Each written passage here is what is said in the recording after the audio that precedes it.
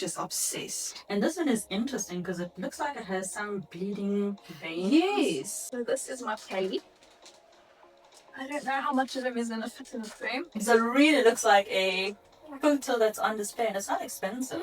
Wow. You can always replace your plant. You know, there's no shortage of plants in the world. True. Might be shortage of money for them. Was it 6 months ago? Yeah. I've pretty much culled half of my plants. Yeah, you're just getting Sold rid it. of plants. I was done. But I think everybody goes through that got to collect them all phase, and then you kind of get an idea of what you like, and you know, you get rid of everything else, and you just sort of keep the things that really make you happy. Never ever lie to one partner about a plant purchase. Most of us struggle with calendar. True. It's the kind of It's not you. What is the 2026 prediction that you have for the plant? Goeiemorgen, goeiemiddag, goeienaand. Whether it is morning, afternoon, or evening where you are, it's always a good time to watch some planty YouTube. My name is Shanae, and today we are taking a 2-hour flight to Cape Town to meet up with two entrepreneurs who are also best friends. They saw some gaps in the plant market and successfully filling it by starting their company Arcadia Plants and Accessories. Let's head over and learn more about them, their business, their plants, as well as their accessories. Enjoy! Alright, ladies, so we'll start with the formal questions that I want to ask you. Where did your love of plants start? Oh, for me, it was my mom's always had a green thumb, and my grand as well. So growing up, there was always plants in the house, and I didn't really know what I was doing, so I killed a lot in the beginning. And then I think my real love for plants really cemented itself during COVID. I was stuck at home looking at blank walls and everything was boring, and then just slowly but surely the bug bit me, and then the WhatsApp sales started, and it blew up from there. Yeah, mine was similar, but mine was more my gran. She had a veggie garden. You know, everybody's gran had a veggie garden. Yeah. And we just spent so much time outside there, and she's teaching me about all the plants. And then the indoor plants. I kind of, but I don't really know how. And then you get added to one WhatsApp group, and then and then it's downhill from there. And then then spend a lot of money and have a lot of happiness. So. Yeah, that's true.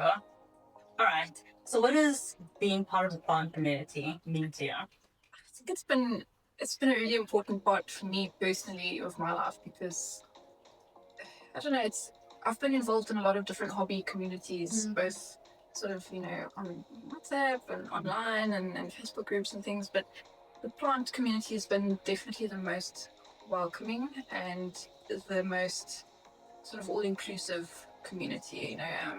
There's no, you always get your sticklers and your plant speakers, but it's been a very positive community, and I think just the readiness of people to give you their best advice that works for them, or to investigate your problems with you. People are so ready to help and be a part of it with you, and I think that's been. And just overall the lightheartedness of the people. It's not like if you are struggling with a plant, it's like, oh, you did this wrong, and why did you do? It's not like that. They're always ready to say, have you tried this? Maybe you should do this. I'm very good with this plant. This is what's been working for me. Maybe try this. So like yesterday, a girl was asking about mealybugs. And I was just like, just use some rubbing alcohol. Works like a charm. And then you get people who will, something completely different will work for them. But everybody brings their opinions to the party to see what will work for you. And I think that's probably been a very valuable part of it for me, at least. Nice. Alright, so the two of you have a business. What is the business called? Why did you start it? Okay, so our business is called Arcadia Plants and Accessories. Arcadia. Well, we've been friends since 2013.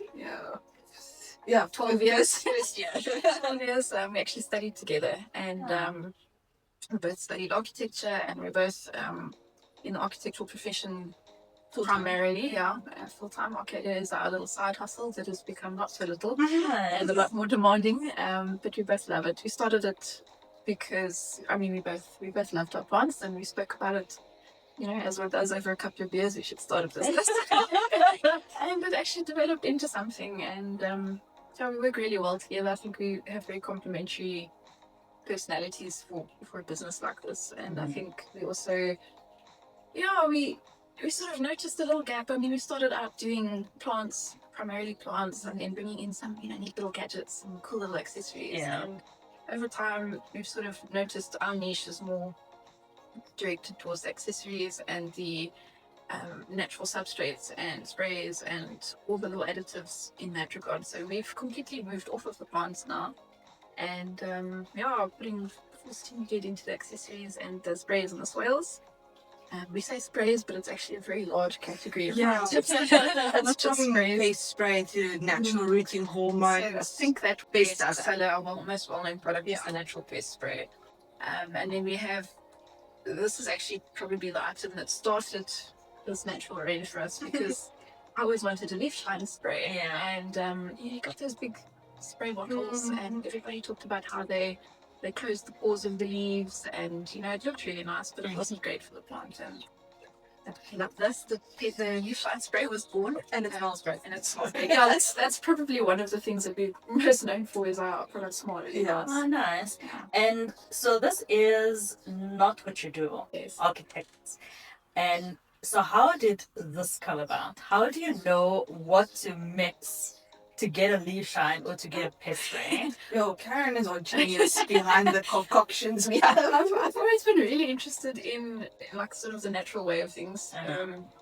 That I can blame my gran and my mom for. They're both very, very natural people, natural oriented people, and I think it was sort of a one-step, two-step situation. I mean, looking for products that are either very expensive on the shelves, or in my experience didn't really work so well. I mean, they would work, but it kind of left something to be desired, and it just sort of developed, and and then all the ideas flooded from there. We've got about 5 or 6 different products that are in the lineup that are going to be releasing over the next couple of months. So exciting. To add to the range. So it's a lot of excitement around that part of it.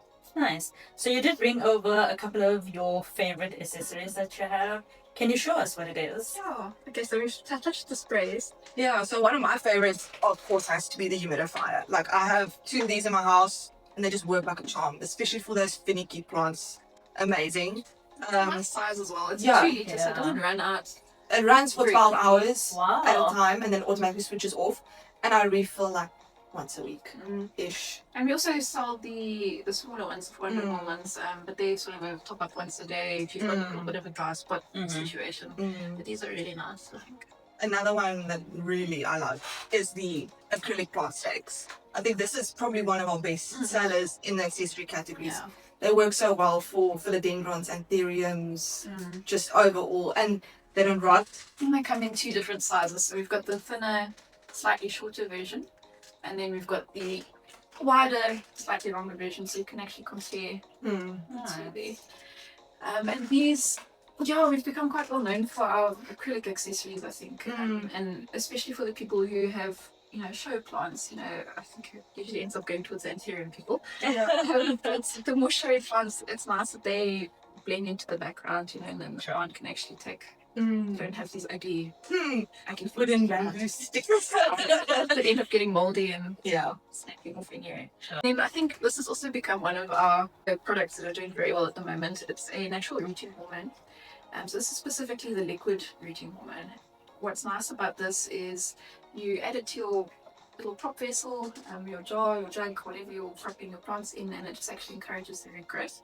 But what people have been using it for, which I didn't realize until it was brought to my attention, which actually makes a lot of sense, is things like alocasias and the things that are grown in a hydro setup with pon or with leca or even with perlite. They'll actually add it to the water when they water it, and it actually really helps with the root growth. So that's been really great. Speaking of propagation vessels, What is that? this is one of our new little features. Not everybody has an old mayonnaise jar or something. It does the job, but some people just want something that looks a little bit nicer, and this very much falls in with someone's decor. It is really cool because it kind of looks like a photo frame, and then you have the plants in the middle. So it really looks like a photo that's on display, and it's not expensive. Wow. No, I mean, I That's think lovely. the biggest point of the accessories that we sell and of our businesses, we've all experienced really expensive plant shops and accessory shops, and the things that you need, all of your little accessories shouldn't be the primary focus for spending your money on. You should be spending it on your plants. So we try to make things affordable for people so that it doesn't put them off from taking good care of their plants. And I'm guilty of it. There's a lot of plants here that need repotting, that need a plant stake, that need all sorts of things. But I think if we can just make it a bit more accessible for people, that's kind of been our big focus. Another one that we have that I've been using religiously is the grow light. So I have mine in the corner. I have in my living room a corner where it's a bit dark, and I have it on a timer, so it automatically goes on and off. And this is a natural light, full spectrum. So it's not one of those pink and orange and red ones. So they look great and they serve a purpose, and it's been working so well. I have 2 big plants next to it, and really the difference in that corner is unbelievable. It's nice because it adds to the effect of like there being a window in the room, because it's a natural light, not a harsh, like cool white LED or a purple party light. And it's something that you can put in any of your fittings. So if you've got a normal desk lamp or a standing floor lamp like you have yours in, just screw it in, provided it's a screw-in bulb. It'll fit in anything. Nice. And then this is my go-to item. I water all of these little ceilings, so some of them need more water. Obviously my bottle was empty. And then these have done really, really well. So we have them in 2 different sizes. This is a stem repeat clip. So if you've got This one's ideal for philodendrons because they've got the thicker stem. So if you've got a plant that's, maybe it got a little bit thirsty and the little petiole has got a little crack in it, then you just put this over the bend and it should repair itself. And we've got them, like I said, in the smaller size as well, which is more for the thinner anthurium stems. But those specifically work really well for the chunkier monsteras and the philodendrons. That's so cool. I need to try those. All right. So thanks so much for telling us a little bit about your business. It's such cool things that you have. I'm in love. That's what I'm taking home. All right. So what is your future plans or expectations for the business? So ideally, we are going full steam ahead in the whole natural part of the business, developing our own products. It's been really going so well. So we are bringing out, I think you said 6 more products. I'm very excited about 2 of those. I'm not going to get too much of it. Okay. So we know when it's coming. So probably early next year we'll get the bulk of them. But hopefully before the end of the year we might see them too. Nice. And hunt some more specialist accessories for everybody. So cool. So cool. So what is your best advice that you've received and that you will also want to give to others in the plant hobby? I think just that something that works for someone else is not necessarily what's going to work for you. Everybody has different situations, different watering styles, different soil styles, different Environments. It's all well and good to say water. That's why I hate people say water on once a schedule. Yes. water on your schedule. No, it doesn't work. If your plant is dry, then you water it. But what works for someone else doesn't necessarily work for you. And I think it's important to experiment and to test all the different substrates and the different positions for your plant and styles of keeping plants, because everybody's situation is different, and also you learn. You can always replace your plant. There's no shortage of plants in the world. True. Might be shortage of money for that. But everything's replaceable. And that experience and that knowledge is about yourself. Your plant parenting style is valuable. So I think everybody should experiment and discover for themselves what works for them. Yeah, and also if you find you struggle with, say for instance, calatheas. Most of us struggle with calatheas. It's the calatheas. It's not you. It's not you. I promise it's not you. And I think for me it's just don't be afraid to ask. There's so many people out there doing the same thing, going through the same problems. Just ask. And they're so nice. They really are helpful. And it's just the whole community, like we said earlier, the community is nice, and everybody's just so helpful. And I think just ask. Don't be afraid. Nobody's going to judge you. Sure. And I also want to add to that everybody's been through it at some point. Either they have been through it already, or they will go through it. Mm. So it's not like it's a unique problem. Yeah. There's always going to be someone who's you've got experience. And I with. promise you, there's going to be 10 other people who have the same question. Yeah. True. All right. So last one, very important. What is the 2026 prediction that you have for the plant community? Hmm. I think for me, I'm hoping, because I've recently gotten into this a little tiny bit, is orchids. I bought a slipper orchid and it's just like, it caught my eye. I went to an orchid show and I was like, this is so cool. So with Chris, it's importing the miniature orchids and mounting them on little pieces of bark or whatever. It's just so unique and catchy and I just love it. So I'm hoping that kicks off. Okay. Yeah, I think the niche sort of fields, I've noticed a lot of interest in the carnies, for example, as well. But for me, I think my hope is for that more pure genetic plants to come through a bit stronger, not necessarily so much the crosses. I love my crosses, but at some point I feel like they start losing their defining features, and they point A from mom and point B from dad, and you don't really see either of them in the mix. I mean, yeah, it's just genetics. But I'd love for more pure genetics to come through. The original species plants to come through. That would be great. But I think that's a hope. I think from what I'm observing, I think the monsteras are taking the lead at the moment. All the different types and variegations and shapes and all of that, they've taken a lot of the center stage at the moment. So I think that's going to carry on until next year. Sure. Awesome. Thanks so much for that chat. This was very insightful. Thank you so much for that. I have one last thing that we keep here. I did. I brought you guys a little gift just to say thank you. You're probably going to be one of the first guests that I have on the that's exciting. So I wanted to just bring you a little bit. Cute! Thanks so much. Oh, that's so cute. It Do you want fits to with the open theme. it? Sure. Because I haven't told anybody what it was. Oh my word. Oh, a crystal hope. It's so tiny. Okay, I've already got so many seedlings from you. This will be such a nice addition to my seedlings. Oh, So this is my next seedling that is going to come up. Oh, that's so cute. And I've brought you guys, I don't know if you can see, but it looks a little bit variegated. It does. I don't know if it is actual variegation. Fingers crossed. So as it grows up, you'll be able to tell us We'll whether keep it you is. updated. that is very exciting. My first variegated Imperium. My goodness. I haven't been into that side of things yet. Yeah, It's me a neither. dangerous It's so expensive. Oh my word. So these are also little snacks that I brought you guys, and I made it myself. Oh, wow. Or the Oh, packaging I made myself. That is so. I That's a word. absolutely love these pretzels. They are to die for. Oh, That's so cute. Thank you. You're most welcome. Thank you for opening your house and your business to us. Alright, ladies, so let's start with our rapid fire questions. Okay. So, number one. Remember, this is a rapid fire. We are going to answer the first thing that comes into our heads. Favorite genus? Imperium. Ooh, philodendron. Must have accessory. Ooh, water drippers for my moss balls. Squeezy bottle. Top wishes month? For me, it was the Anthurium Lux, and I got it like 2 weeks ago. So that was so. Yeah, I was going to say, mine was the black Vicha sitting over here.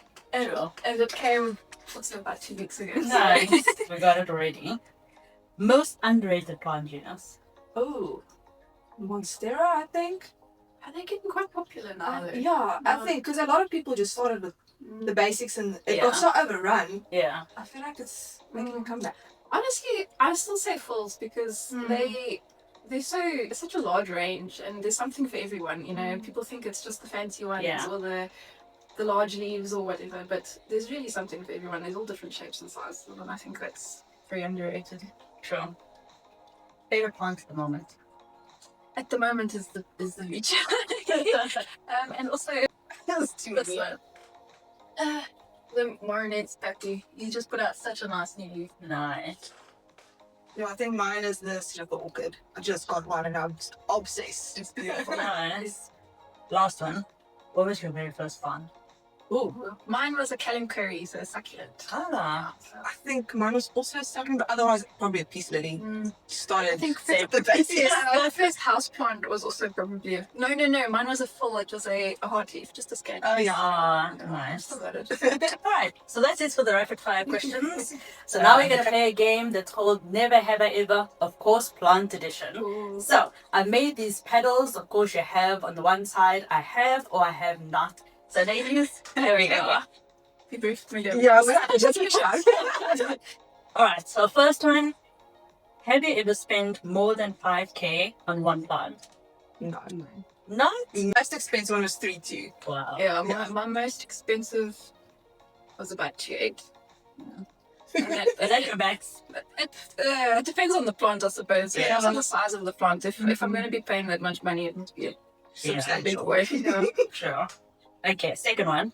Never ever ever lied to my partner about a plant purchase. I bought the plant last week and I hid it in the shelf so he hasn't noticed it. I'm lucky enough that my partner is probably as bad, if not worse, as me with the plants. So if we come home with the plants, look what They happened. hype each other up. Yeah, it's terrible.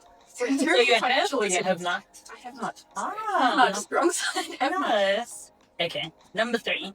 Never ever ever cut a plant without sanitizing the scissors. Oh, of course I have. I don't say that. I've never said that. Unless Same. it's like a baby or a fresh Or like in import TC or something. Yeah, then Yeah. they That's a different story. they But just wipe the scissors. yeah, just some water. Yeah, I've never sprayed alcohol on it. Sure. I don't even have it in my house. No, I don't have alcohol in my house. I do for the mealybugs. Ah. Okay, number 4. Never ever ever experienced plant burnout. Oh yes. Yeah. Oh yes. Is that a normal thing that you think everybody goes I through? think so. Like when was it? 6 months ago. Yeah. I've pretty much culled half of my plants. Yeah, you just sold get it. plants. I was done. But I think everybody goes through that Mm. got to collect them all phase, and then you kind of get an idea Yeah. of what you like, and you get rid of everything else, and you just sort of keep the things that really make you happy. Yeah. I'm also in that phase now. If it doesn't make me happy, I don't want it. Yeah, if it's not like one of your favorite plants, then. But yeah, I still need to go through that process. Burnout hasn't come yet. Not recently, but it's definitely. But she has help. I don't have help. I Yeah, think that's myself. the thing. Yeah, Yeah. because it's two of us, it makes a big difference. I just don't see myself doing it that week, or if I don't have the time, then at least Kristen will go at it. But Yeah, that helps a lot, actually. it's a massive difference. And to be honest, also just having the majority of our plants outside, coming some like watering them, we just take them this pipe and spray them down in the greenhouses, and that works a lot better. Here inside, it's quite difficult Yeah. to a lot of pity. Yeah. to water around. Alright, last one. Never have ever been scammed in the plant hobby. Are we gonna mean technically I have? I think we all have the same story. I don't think we should name it. No, we're not going to name and shame, but yeah. what happened? Yeah, so I was sold a plant that one she said it was a plant, and as it grew it was not the plant she said, and some of the other ones just immediate root rot. I got it and it just melted. And then Yeah. they don't sort of, offer any helpful responses No. or, no, even if they don't replace it, just that Yeah, just feedback, Because at that time I was still like very new with all these specialist plants. Yeah. And I didn't really know what I was doing, and then wasn't a lot of help. That's a bad, leaves a bad taste in your It mouth. does. Mine was, I bought a really nice, mature Holtzman philodendron, really big one. It was probably the most expensive plant I've ever bought. And it was beautiful, and it was nothing wrong with it, but it just never, the node was spent. So every time I tried to put out a new leaf, there was empty catapults, so there was nothing coming out of it. And eventually it just died because it couldn't do anything to... Sad. Alright. I think that's it for Never Have I Ever. I hope you guys enjoyed that. Alright, Teresa. I know that you brought over some of your favorite plants. Let's have a look at those ones. I had to be very selective because I couldn't bring all my big plants in the car. So, this luxuriance has been on my list forever and ever, I think since the beginning. And this one I recently got from Sunny Spot, from Shanique. So it's a Lux Radicans. And she was selling it for 600. Wow. And I absolutely That's died. nice. I died. So this one was such a big tick on my wish list. So excited. And this is the newest leaf, and it's just like, oh, it's so cool. I love it. I love it. And it is flowering as well. I know. The one flower is almost dead, but there's a new one coming out at the bottom there. So I was very excited about this one. Nice. Then this is a Monstera Lectriana variegated. So it's also been a wish list plant for a while. And this one, last year I got with our Secret Santa swap. I had the best Secret Santa ever. So she gave me this one and a Epi Barley Hanuman. Oh, wow. But this one was such a big wish list plant for me too. It's just the variegation. I absolutely love it. Nice. It's just insane. Then, trusty old queen. Mm-hmm. I recently took this one out of the greenhouse and wasn't too happy, so I planted it back in there. Okay. But yeah, just the shape of the leaf, just obsessed. And this one is interesting because it looks like it has some bleeding veins. Yes. And then, just our plain one, Syngonium chickens variegated. Also been on my wishes for a while, and it's just the variegation looks like it's painted. Mm-hmm. And I absolutely love that. So one of Beautiful. my And I like the obsessions. half moon. Like the Yes. variegation. No, I love this one. And then the Burley Marks Flame. So this is a TC plant, so still very small. But geez, when they grow up, they're so impressive. So I am feeding this one seed grow daily almost. No, not daily. Don't do that. But yeah, also being such a wish plant just because of the shape of the leaves. They're so impressive and just obsessed. Beautiful. So you have an array of different Yes. genera. So you don't have a favorite genus at all. Not really, no. So you just go off of I what was- you like. In the beginning, just because of what they look like, allocations were so amazing. Yeah. I only have 2 left because I'm not doing that anymore. They are too finicky, Yeah. too fussy. It's Yeah. just, and they die, and then I'm all depressed about it. And it's Yeah. just no. So yeah, no, but it's mostly anthuriums and philodendrons and monsteras, and then the odd syngonium in there. Mm-hmm. And I have a lot of basic plants as well because I feel like they came with me so long, I can't get rid of them now. And they just, because they've been so happy, they make me happy. Yeah. So I'm keeping them. For sure. All right, so let's talk about what you plant them in. It looks like a aeroid mix. Yeah, so I use our premium chunky aeroid mix. It just works so well for all the plants. And then during the growing period, sea grow is my go-to. I know it smells awful, but Yeah. it just works like a charm. And then I also use a systemic fertilizer to just help. Although spider mites and me, yeah, they always find me. But yeah, no. So our premium chunky arrow mix it works the best. I love it. Go to. Perfect. Well, thank you so much for sharing your favorite plants. It's a pleasure. So now, Karen, it's over to you. Let's show us your 5 favorite plants currently, because I know favorite plants change all the time. Daily. So what do you have for us today? Okay, so I think I have to start with an anthurium.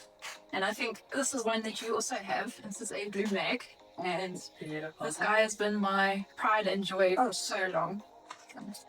And he's just put out a new leaf. He's got a little bit of mechanical damage, but he just puts out new leaves so consistently, and they're always beautiful, and they always have that beautiful blue tinge to them. Like, there's no difficulties with this guy. It has some friends in plants. Can you share a little bit about this? Okay, so I love little, well, we've got them on our website, Plant Buddies, and I just sort of collect them from all over. These are my little gnomes, and they have a little mushroom as well. Yeah. And yeah, I think that's where the Plant Buddy started from. Nice. I think everybody needs a Plant Buddy. Let's move on to, I think it's onto this guy. So this is my Pally. I don't know how much of him is going to fit in the frame, but you get the idea. Mm-hmm. And he is definitely my, I say underrated plant because I think a lot of people think they're very difficult.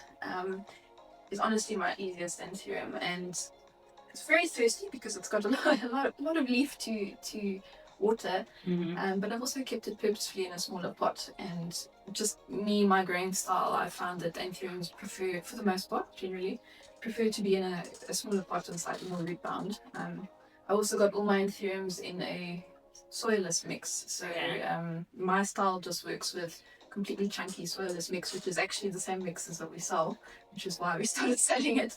And it just, all of these are in there. All of these anthuriums are in that soilless mix, and it's so airy, and it just retains the right amount of moisture. And for hot days like this, I just put the little base underneath and fill it up ever so slightly and let it draw what it needs to. And then if there's still some water in there after a couple of days, I just chuck it out. Okay, so that's interesting. So you top water and then let it drain a little bit, and eventually if there's too much excess water, you then throw that water Yeah, out. if it's hot weather like this, and it's not very humid and whatever, then I leave it, leave the water in the base. But for the most part, if it's just too much, then I just chuck it out. Water a different plant with it. Nice. And you don't experience a lot of root rot with it? No, because the mix is so chunky, it's not actually sitting with soil on the roots all the time. It's sort of taken that epiphytic approach, where these plants say would be growing up bark on a tree or whatever in the forest. So it's very chunky, very airy. The cocoa chip keeps it moist, so it retains a lot of the moisture. The bark also keeps it moist, but it's also there for the airiness. And yeah, I also put biochar in to just help with any of the root rot monsters that might think about popping in, but for the most part it works really well. Yeah, nice. Thanks. Okay, and then What do I have? this. Another big one. Another big one. Yeah. Well, my favorites are all the ones that have stayed with me the longest, so they are now big. So this is a UPI. This was actually a gift from Chris. He won it in a raffle, and he said which plant should he choose? And I said, I have to get the UPI. I've always wanted such a nice big one. I had one, but it was sort of on the struggle bus, and this one is just. He's always been stunning, and I think the trick with him has been don't move him. There's not a specific sort of environment that they should be in, bright lights and all of that, but once it's in a spot, don't move it, because they throw a fit as soon as you start moving them. Okay. That's the only sort of trick that I've learned with him. Beautiful. Yeah, and he's also just in a chunky mix on a pole that will need extending very soon. He'll also probably get a put up into a bigger pot just for weight sake, because his leaves are now starting to topple over the pot, so I'll probably just put a couple of rocks at the bottom just to keep him down. And then, to my chagrin, there's a Hoya on this list, but I don't think this is sort of a normal Hoya. I like Hoya because of their some Hoyas, because of their very unique leaves. I'm not by any means a big Hoya person, but I do have quite a few that have very unique leaves. And I think this has probably just been one of my favorites through it all. And this one is Hoya Polinero. Yeah. I have my heart set on a variegated one, but that will come when the price is right. But it's definitely one of my favorites. And this one is quite easy as well, right? Yeah, he's been very easy. The only thing I did experience a little bit with him is during winter he didn't like the lower temperatures. Even though he was upstairs here and he did have the warmth of some of the grow lights and all of that, he was one of, I think, 3 Hoyas that actually needed a warmer space. So very slim, all very easy, didn't stress now in winter, but this one did take a little bit of a knock because of the cold. So I just moved it to a space that was a bit warmer. It was just fun. Yeah. Nice. And last but not least is my blue oil fern. So this guy, he's got a little bit of a bald spot on the side, but he was an absolute wishless plant for so long. And then I think I got this from Fuzzy Roots back in the day when it was first in the country, and it's just been my absolute favorite. I've since gotten a couple of more blue oil ferns, but this one is the Thailandicum. So this is, from what I understand, the original blue oil fern. The Siamensis is also sort of its equivalent counterpart, but it's got slightly wider leaves. So it's got more of a wider leaf structure, where this one has a long, thin structure. And it's really blue. It's properly blue. Is it because of the light, or is it just because? I think I got a good genetic plant. There has been 1 or 2 sort of lighter green leaves that have popped out, but the blue is stuck. And it was initially in a very high light environment, but I still have to find a new spot for him in the new house now. But he's been very happy, very easy to take care of as well. Oh, Yeah. awesome. Yeah. Thank you so much. Your Yeah. plants look so beautiful. Thank you. They're all my pride and joy. Ah, nice. I want to thank the Girl Bosses of Arcadia for opening their home, heart, planty brains, and their business to us. I truly wish them all of the success in their business. If you'd like to see more of their beautiful plant collections, please leave a comment down below and we can make it happen. Thank you for watching this video. I hope to see you in my video on Sunday, where I will take you on a tour of my second grow tent, where most of my favorite anthurium, willow, and alocasias are living their best lives. Also catch the reels this week where I share why I am growing in grow tents. I hope you have a lekker rest of your day. Until next time, bye bye.